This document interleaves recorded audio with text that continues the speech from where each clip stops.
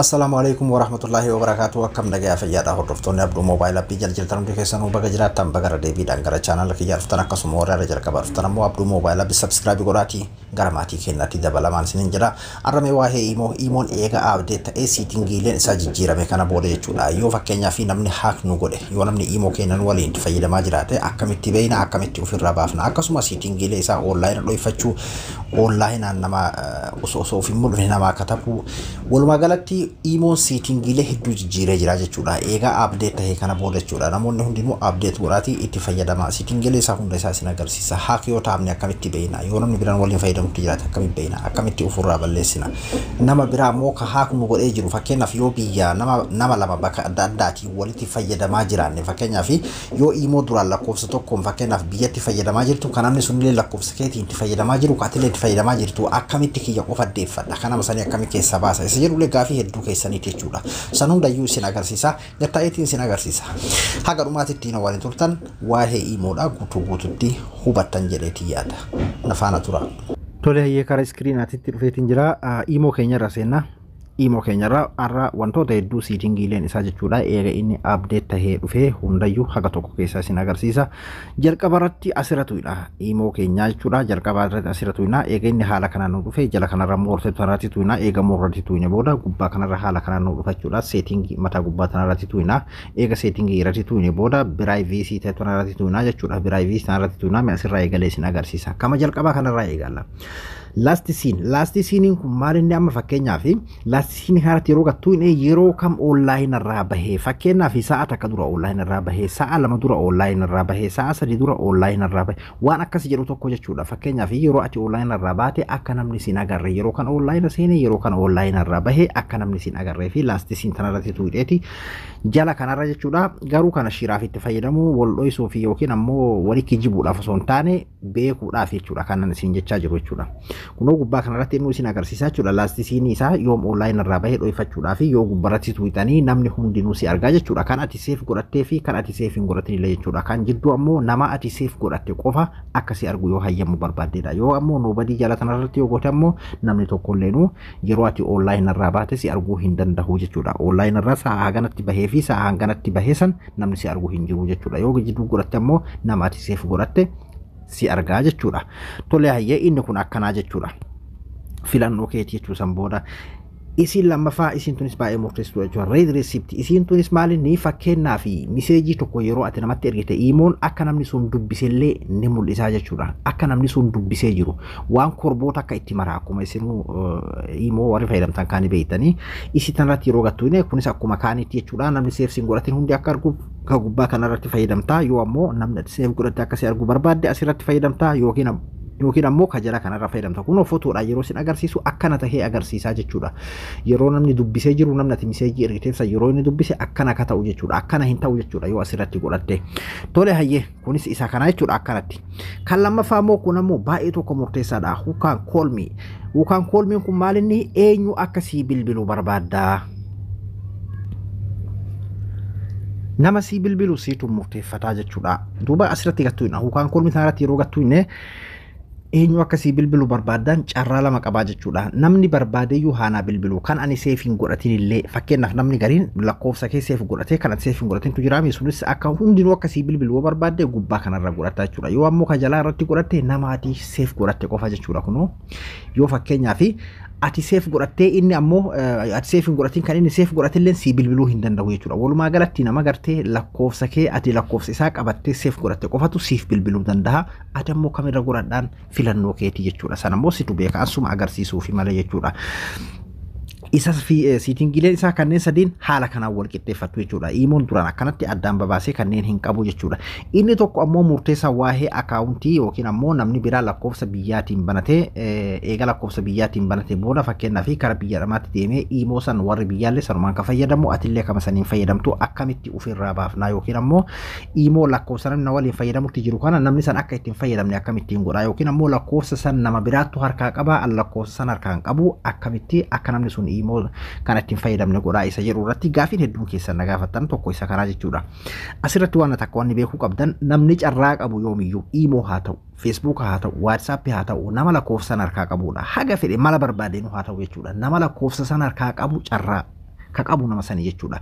Lakkoofsa harkaa qaba taanaan imoon san kan nama saniiti. Ati nama dabalataati. Ati amma ka dabalataa taate yookiin uf manajaa godhuu barbaadde ati.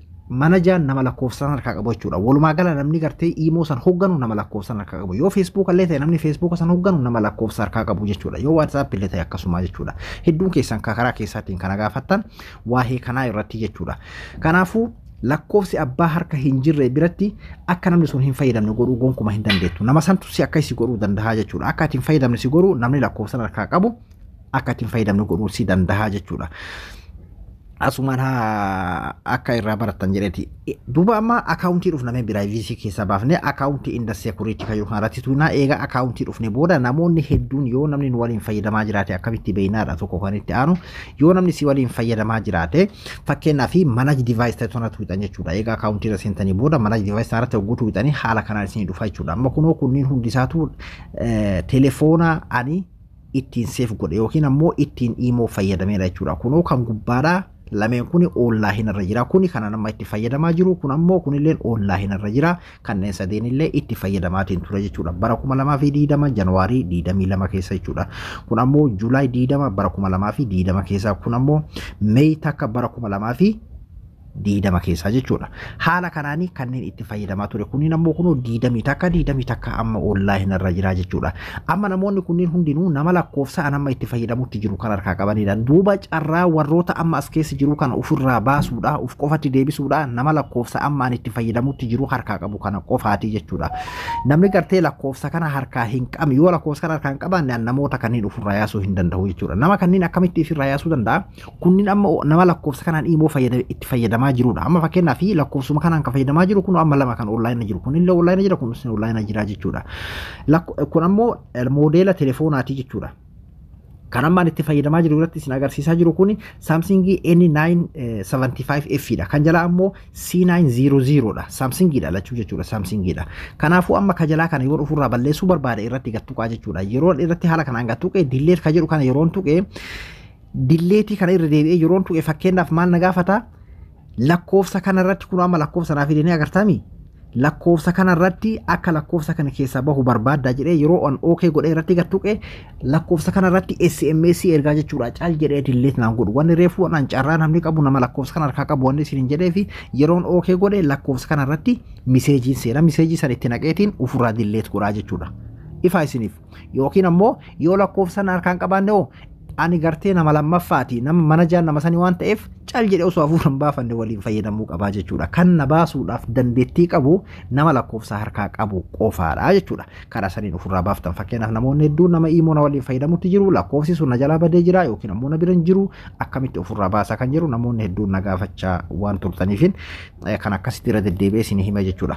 Kanaafuu walumaa gala yoo lakkoo namni si waliin fayyadamaa jiraate yoo haaktaamtee jiraate yoo carraa namni akka fakkeenyaaf sakandii takkaaf illee haa ta'u lakkoofsa kee argatee si waliin itti fayyadamaa jiraate as keessa argatta irratti gattuutee lakkoofsa sariirratti koodiin si dhufa akkasitti ofirraa balleessaa yoo lakkoofsa si biran jiran ammoo homaa godhuu hin dandeessu jechuudha. Asirratti kaakananii beeytanii foon nambar jedhaa kun yoo fakkeenyaaf gara biyyaa faa galtanii imoon kun akkuma jirutti osoo maamiloonni keessan isin jalaa hin tuqamne lakkoofsa qofa jijjiiruu asirratti gattuutaniiti.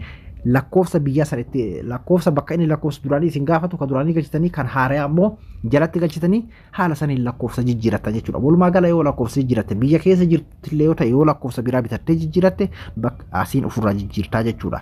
Kunis sirriitti isiniif galee jira jedheeti yaada. Kun ammoo imooma kana yoo guutumattuu ofirraa hin dilleetu godhaa yoo kajattu taate kunoo dilleeti imoo akaawuntii ka jedhu kanarratti tuutee ofirraa dilleetu godhuu dandeessaa jechuudha. Durii fakkeenyaaf akaawuntii yoo shakkitillee dilleeti imoo akaawuntii gootaa jechuudha. Garuu amma eega abdeet ta'ee imoon turee jira waan kanallee eega fidate manage device kana tuuteeti jechuudha. Nama si waliin fayyadamutti jiru ni beeyta waan ta'eef ofirraa baasuu dandeessa osoo imo kee delete akaawuntii isaa osoo hin godhin jechuudha.